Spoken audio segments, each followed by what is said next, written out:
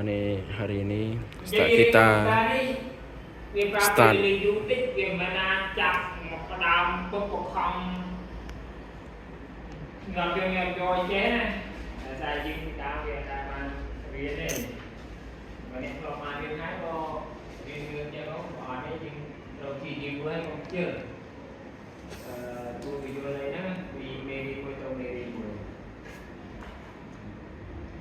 Jadiយើងមើលមូលដ្ឋានគ្រឹះនៃកុំព្យូទ័រ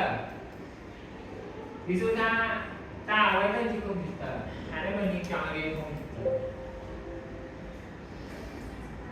ព្យូទ័រគឺជាឧបករណ៍អេឡិចត្រូនិកមួយប្រភេទដែលត្រូវបានគេបង្កើតឡើងដើម្បីធ្វើការងារតាមតម្រូវការរបស់មនុស្ស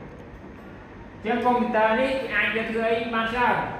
ជួលទូរស័ព្ទដៃប្រើកុំព្យូទ័រវាឯកសាររបស់ធ្វើពីសភៅប្រើកុំព្យូទ័ររៀបស្លង់ផ្ទះរៀប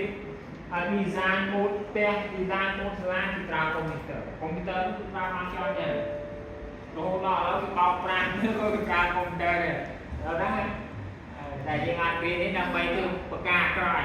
រហូតដល់យើងនេះអាស៊ីអាគីតាអីដែលយើងរៀនរាល់ថ្ងៃហ្នឹងគឺសិតតែគេប្រើកុំព្យូទ័រដើម្បីកត់ឲ្យយើងរៀនយើងបញ្ចេញពីមេរៀនឲ្យយើងសិតតែប្រើកុំព្យូទ័រអាហ្នឹងគេហៅថាកុំព្យូទ័រវាអាចប្រើប្រាស់បានទេហើយសមាសភាពវាទាំងអស់គឺធ្វើរួមគ្នាដើម្បីទទួលទិន្នន័យពីអ្នកប្រើប្រាស់បន្តមកវាយកទៅអ្នកនេះចុងបញ្ចប់វាទទួលមកអ្នកប្រើប្រាស់វិញនេះគាត់នឹងត្រួសត្រាយយើងប្រាប់ឲ្យវាគឺសិនឥឡូវគេយើងចំណុចទី2ប្រភេទនៃកុំព្យូទ័រ